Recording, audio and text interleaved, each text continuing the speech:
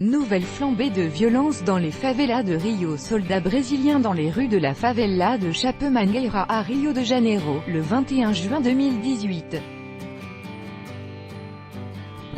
Reuters, Bruno Kelly. L'armée et la police multiplient les opérations dans les quartiers pauvres de Rio de Janeiro pour tenter d'en reprendre le contrôle.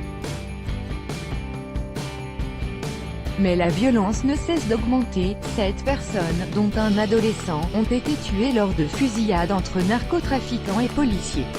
La situation sécuritaire dans la ville continue de se détériorer.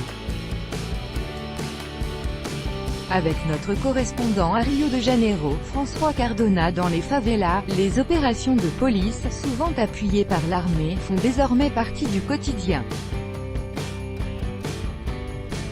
Un adolescent de 14 ans qui se rendait à l'école a été atteint par une balle perdue. 6 autres personnes ont été tuées, dans une vaste opération dans la plus grande favela de Rio, le complexe de Maré. Les forces de l'ordre sont entrées protégées par des blindés et des hélicoptères dans ce quartier où vivent plus de 100 000 personnes.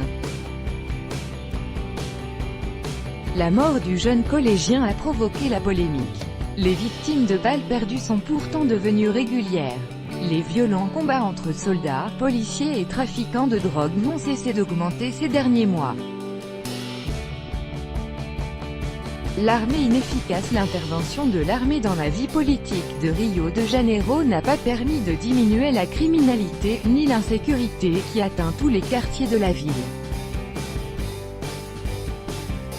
Près de 1800 soldats, souvent le visage masqué, et lourdement armés, ont dû envahir tout récemment une favela qui surplombe les plages populaires, pour tenter de reprendre le contrôle de cette région stratégique pour la vente de drogue.